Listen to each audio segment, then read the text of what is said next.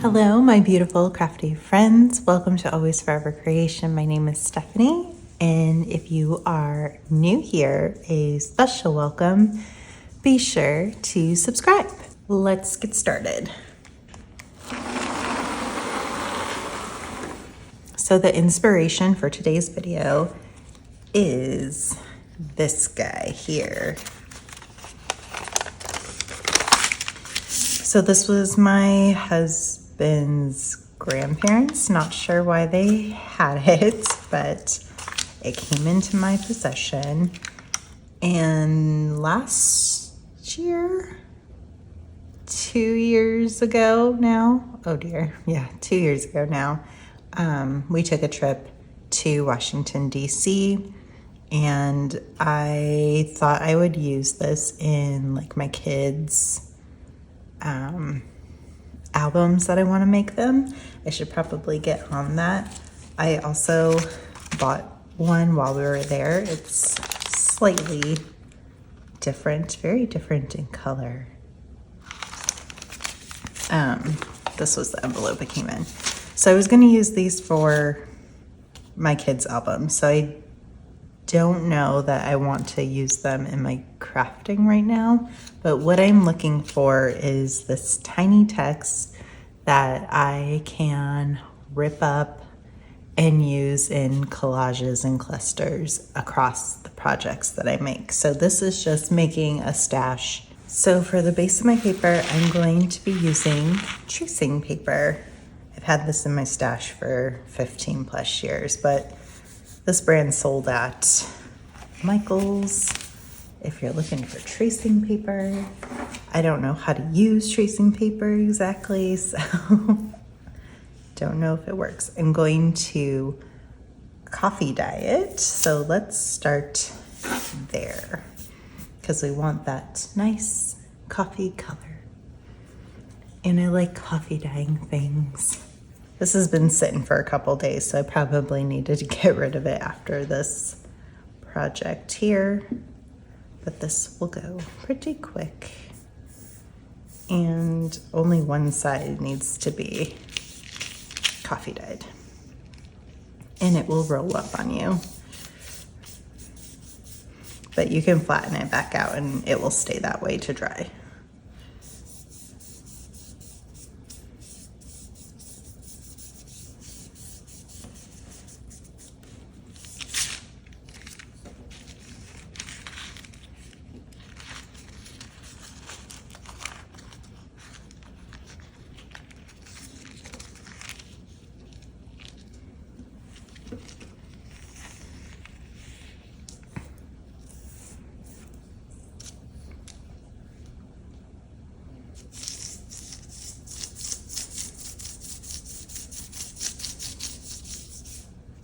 So what I've learned by doing this with the very thin paper, if you are going to do multiple and like move this aside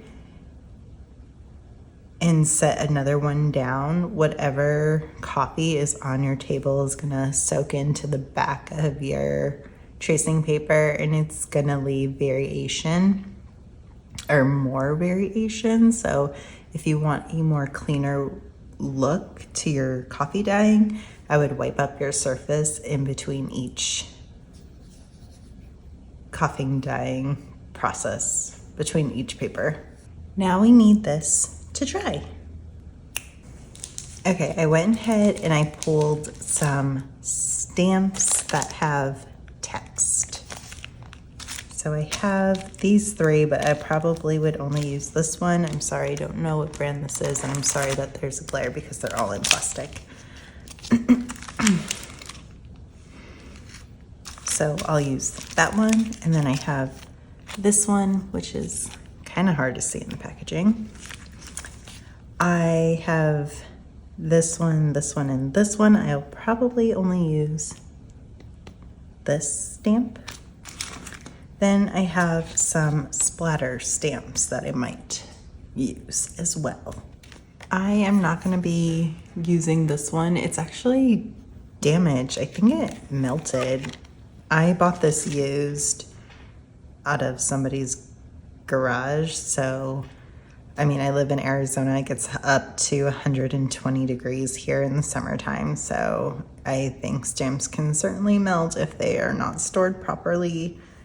So that one will not be staying in this project or staying in my stash.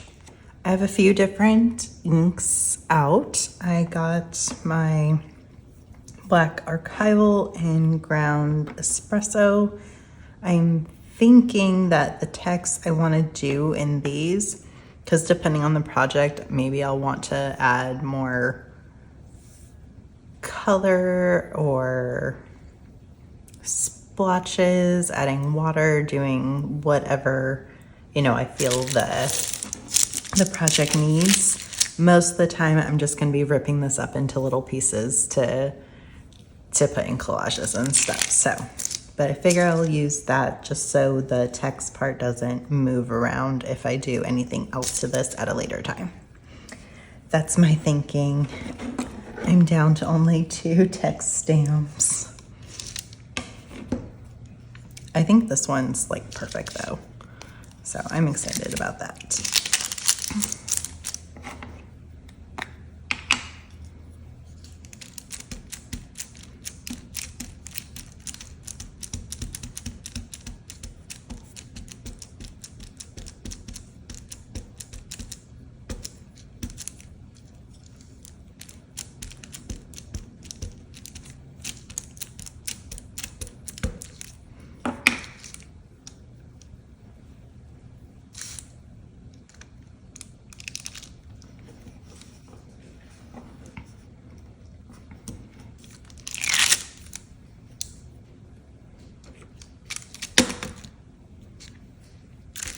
Yep, seems about right.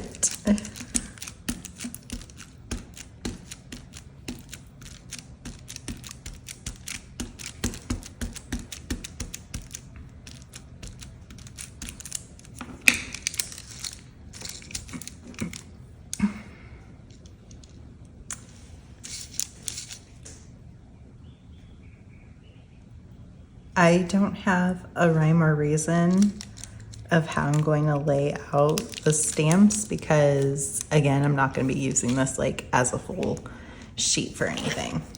At least that's not the plan.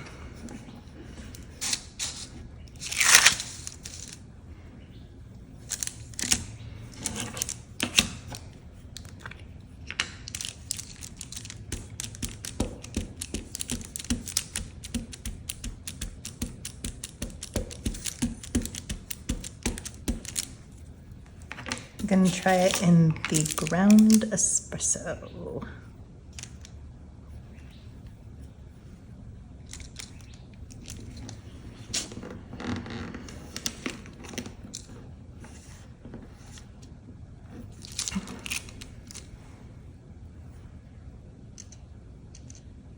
Oh, I like that. It's getting better and better as I stamp it because I haven't used this stamp yet, so now it's being seasoned.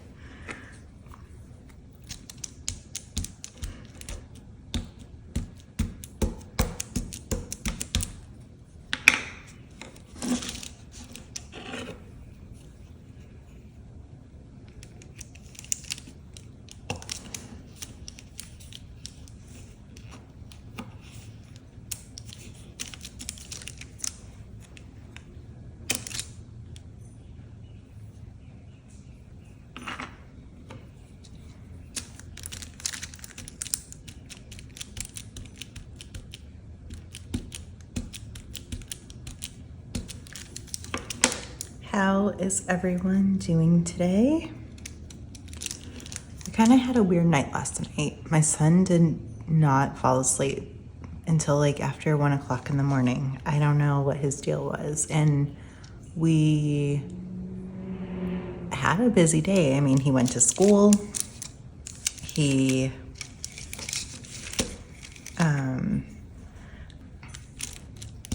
We went to the gym after school, and like they have a nice kids play area. And so he was running around in there and everything. And then he had speech therapy, and he is very active. Even in speech therapy, they run around the house playing. And then he was playing with his grandpa after that too. So like, he should have fallen asleep in the car ride home, but he did not. And he did not fall asleep to go to bed either. He is starting to get sick a little bit. He has a cough and like kind of congested. So I wonder if that had something to do with it. But I honestly don't know how to get him up and send him to school.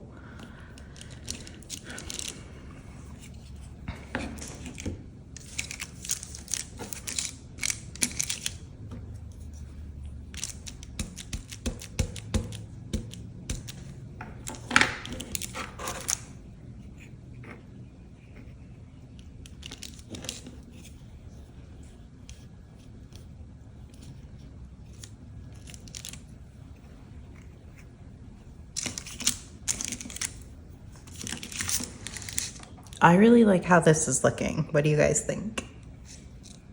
I like it. I think it's coming out good.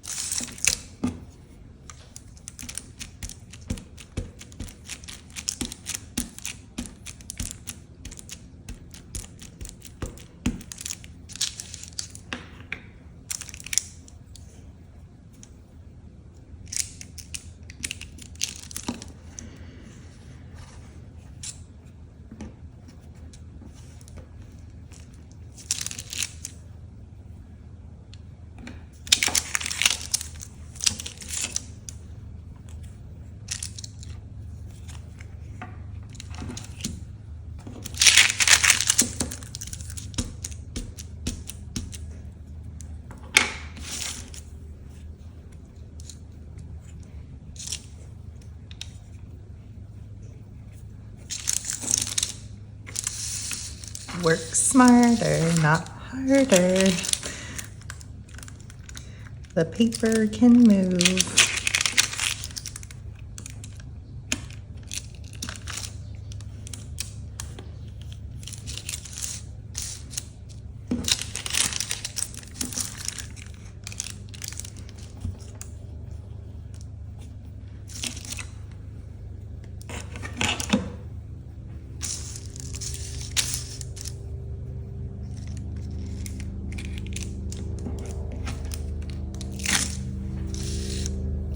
That did not do anything.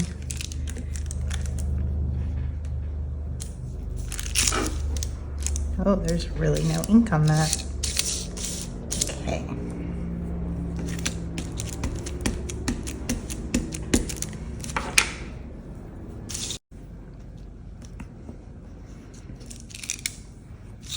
Okay, the text part is all done. I really, really love it. This is exactly what I was picturing. So happy. Now, do we want to add some splattering? Maybe with this one. This one is a little aggressive.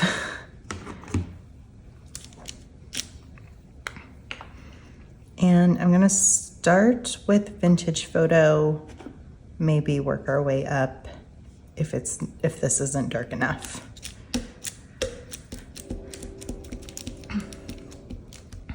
And these I'm doing in Distress ink and oxide, so if I do spray this with water or something, these would move around.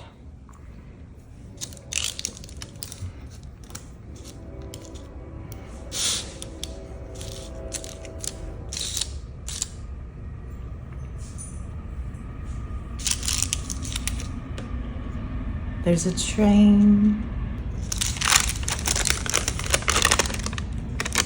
Can you guys see that?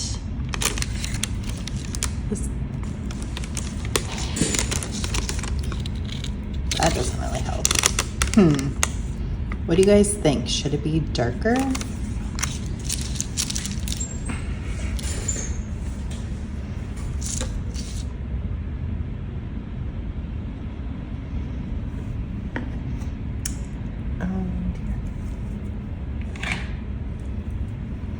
I wish I had this in an oxide now, because if I go back and forth, I gotta clean my stamp.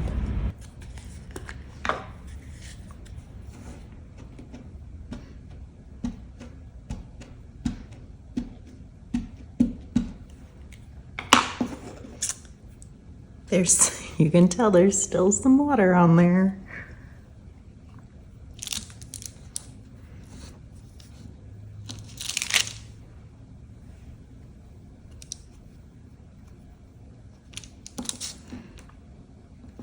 I think for like my open kind of spaces, like there was here and here, the darker one is gonna work well.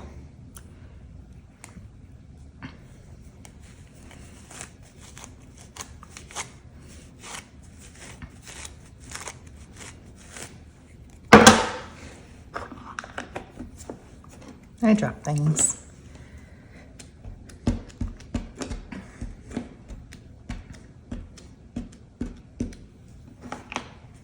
Okay, a couple more, just